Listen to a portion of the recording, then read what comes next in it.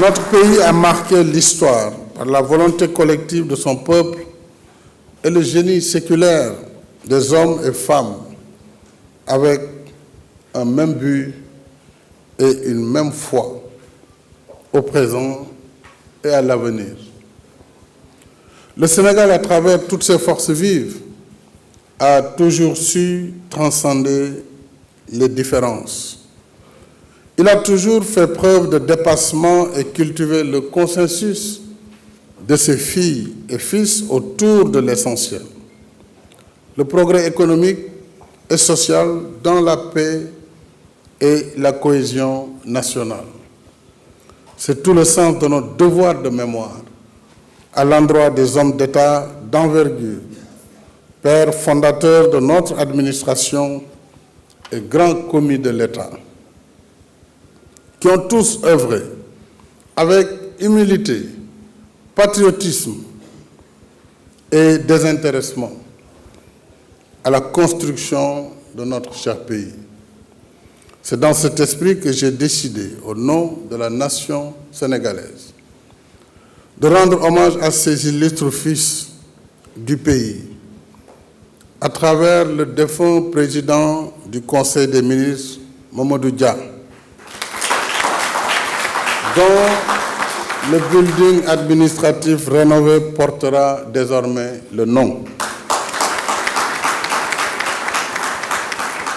Par cet acte, j'ai voulu honorer ce grand serviteur de l'État et magnifier ce combattant émérite d'un Sénégal digne, confiant, rayonnant, prospère et solidaire.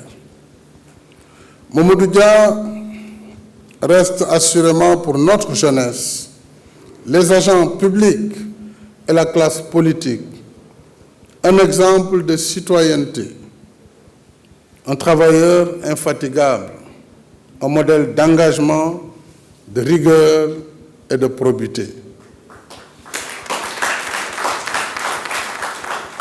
Cet ancien instituteur, féru d'économie et de droit, né le 18 juillet 1910 à Khombol, rappelé à Dieu le 25 janvier 2009 à Dakar, a occupé tour à tour les fonctions de sénateur du Sénégal, de député à l'Assemblée nationale française,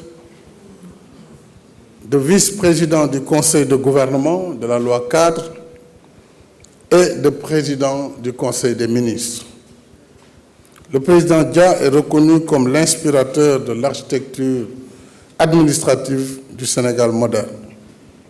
À ce titre, il a initié des réformes administratives hardies, adossées à nos réalités socio-économiques et sociales, mais aussi culturelles. Son ambition était d'asseoir un développement endogène autocentré, accordant une place de choix à l'équité territoriale, à la justice sociale, je me retrouve dans mon Yonou Yokouté, et à l'autopromotion des communautés de base.